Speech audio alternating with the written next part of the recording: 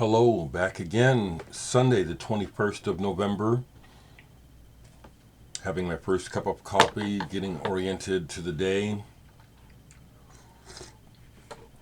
The 21st of November, this is the birthday of a young lady who I helped to raise, Sarah. Sarah's 35 today. She's like a daughter to me. So I'm saying happy birthday to Sarah here.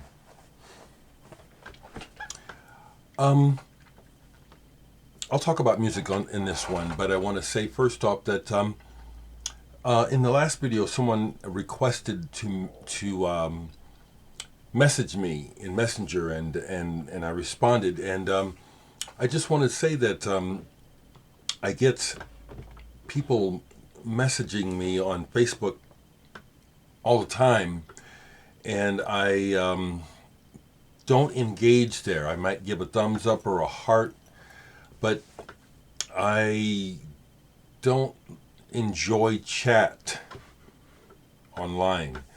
I enjoy face-to-face conversation, which might be frustrating because many of you we don't live in the same city, and so we can't talk face-to-face readily.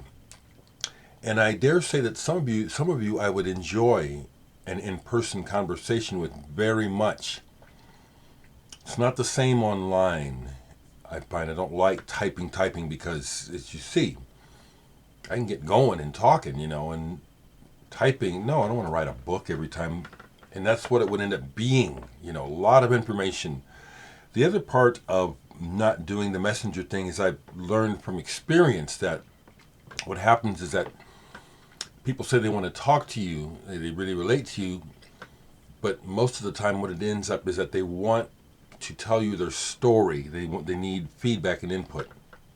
Now, by profession as well as by nature, I'm a counselor. It's my nature, and in a lot of my interactions with friends, I do a lot of counseling. But here's the deal: I don't push it. People ask for it, okay? So it's a natural part of how I interact with people, and I don't mind. But if I was going to start doing it here online where people are getting a hold of me and wanting to have me read these, I'm just saying, this is what's happened, I'd probably need to open up a business, okay, because it's not what I want to do. So just thought I'd say that. I do honestly appreciate reading what people have to say. And it's nice to know that there are other decent, mature people on this planet.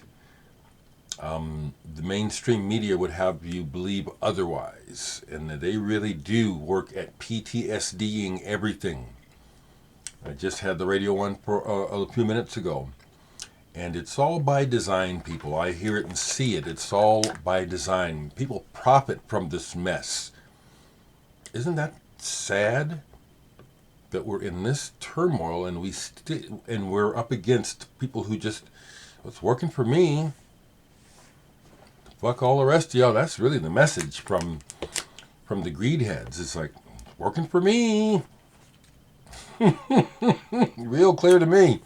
That's what's going on. Okay, so the other day I got the Splinters, and I haven't listened more to it, but it caused me to pull out my Kenny Wheeler Deer Wand on ECM, and if you ain't heard this, come on now. Kenny Wheeler has a very distinct rest in peace, a very distinct voice on the trumpet. Not a Miles wannabe in any way, shape, form at all. New High is another one. Both of these albums are just really dynamite. Top-notch jazz music, period. New High and Kenny Wheeler's Deer Wand. Those are excellent. That's what I played, and a couple more.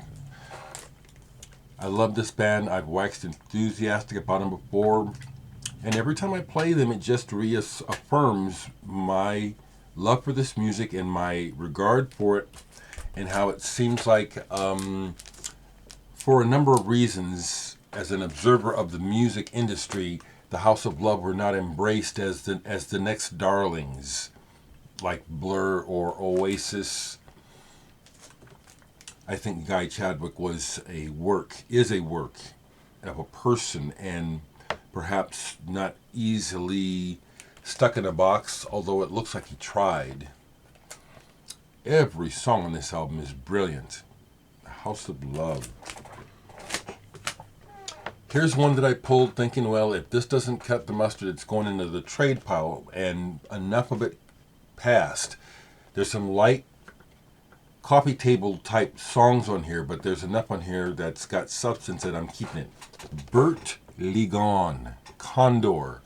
This is a bit of jazz fusion, almost coffee table jazz, but these guys can really play. And Chubbs on the drums down there. Kirk, no offense, Kirk Covington. It just always gets to me how big guys who play drums and play them really well and really fast. It's just always they're fascinating to watch to me. Big drummers like Gene Hoglan, monster drummer, big man. Kirk Covington too, who also I know mainly through Tribal Tech. Monster drummer, but just huge, like a house. Pardon me. I like that cover too. I like good graphics, I do. I do hate when a good album has a shitty cover. I hate that. Here's one that months ago I bought it. I knew it was a bootleg, but I said, what the hell? Beatles, Yesterday and Today with the Butcher cover. I went ahead and posted this yesterday, and as I thought there would be a little bit of slight controversy about it, thankfully not as much as could have been. Kind of a meat, blood, red, sort, or kind of a, you know what I mean? Yeah. It plays really good. I tried to look it up and get information online, but there's none that I can really get that really tells me for sure who or when this came out. It seems like this was pressed around 2010. Beatles, Yesterday and Today. Whose idea was that? Meat. And then, I don't know if you happen to still be watching Jack from the band Artcane, but the guitarist from this band, Jack Malinsky, sent this to me. Sent me a personal copy of their album and some other stuff, which I'm forever grateful to. And this is that progressive rock sound of the 70s. This came out in 77, and it's one of those albums that, for the most part, that they get it right. And this is a very good album, and there's a good example of an effective album cover. Look at that, that's pretty much timeless. Very good album. Jack, if you happen to see this, hello. Yesterday was Meredith Monk's birthday. Amazing artist that works with the voice. I can't go deep in her because she's someone I would have to study to talk about. But I have a couple of her albums. I listened to this yesterday, side one. This is intense. It does at times bring to mind Dadaism, Kurt Schwitters, and that sort of thing, although that's not exactly what it is. But that can be part of it. You know, the use of the voice beyond words. A true instrument, Meredith Monk. And it was time. I hadn't played any for a long time.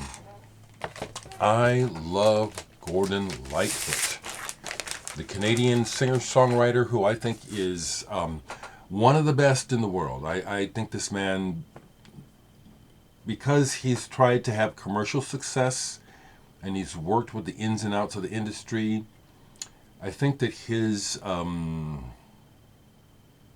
way people view him is incorrect. I see him on the same, I like him better than Bob Dylan, okay, let's go there, but I think that he's on the same level as a songwriter and an interpreter, maybe even more so. His voice is amazing. I have a bunch of Gordon Lightfoot albums. This is one of my favorites, The Summer Side of Life. The song on here, Miguel, Cabaret, Love and Maple Syrup, those are amazing songs. I got to see him in concert many, many years ago, and it brought tears to my eyes. It became apparent as the show went on that the guys on stage, Gordon and his band, were getting drunk in front of us. But what was funny is the drunker they got, the better they played. It just, I'll never forget it. So Gordon Lightfoot, I rate him extremely highly. Extremely highly. Dave Liebman Quartet, Opal Heart. Here's one that I had bought used and actually had never played it. This is a damn good album. Of course, Dave Liebman and Mike Knock and the other cats on the album, they're players. They're serious musicians, and they have something to say. They're not just doing exercises on the records.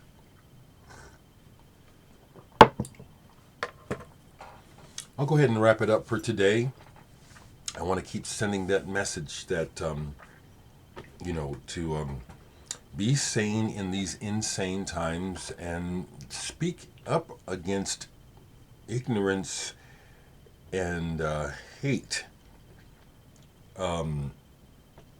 It's not the same. It's not just a difference of opinion. We have a lot of misinformation, disinformation, and people who are on a trajectory that's just very destructive and self-serving. And that's why I keep bringing this up, because when you act in a selfish, self-serving manner at the expense of others around you, ultimately everyone suffers. And this is the boat that we're in. And that's another great way to put it. It's like we're all on the Titanic. And it's like, just because the folks whose rooms haven't been impacted yet, everything's just fine here, they can't be bothered to even look out the door to see what's up, much less maybe lend a hand.